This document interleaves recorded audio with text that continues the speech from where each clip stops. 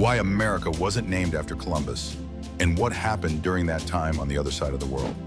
In the late 15th century, Christopher Columbus embarked on legendary voyages across the Atlantic, driven by the quest to find a new route to Asia. His first journey in 1492 took him to the Caribbean, where he encountered diverse peoples and rich landscapes.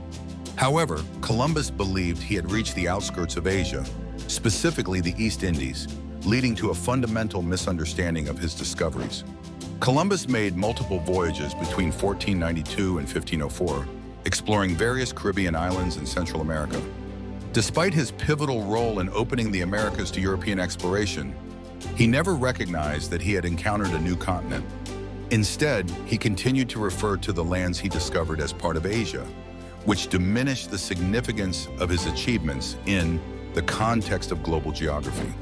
In contrast, Amerigo Vespucci, an Italian explorer who sailed shortly after Columbus, clearly understood the geography he encountered. Vespucci explored the coasts of South America and articulated that these lands were distinct from Asia. His detailed accounts of his voyages gained traction in Europe, resonating with scholars and cartographers eager to understand the New World.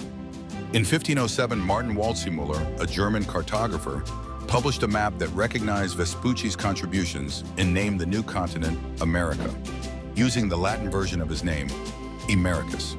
This decision reflected a shift in understanding, honoring Vespucci's insights into the identity of the new lands, rather than Columbus's misinterpretation. Meanwhile, on the other side of the world, Mongol Empire declined and the rise of the Yuan dynasty.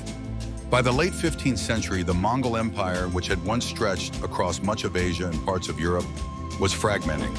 After Genghis Khan died in 1227, the empire split into several khans. The most prominent was the Yuan dynasty in China, established by Kublai Khan. By the late 1400s, the Yuan dynasty had been overthrown, leading to the rise of the Ming Dynasty. Established Kublai Khan, who is of Genghis Khan's bloodline, in 1368 to 1644.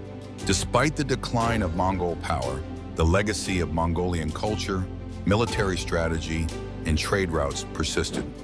The Silk Road continued to serve as a crucial network for trade and cultural exchange between East and West.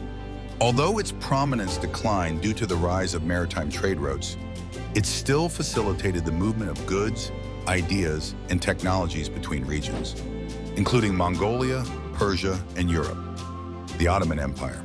In the Eastern Mediterranean, the Ottoman Empire was expanding, reaching its peak under Suleiman the Magnificent, reigned 1520 to 1566.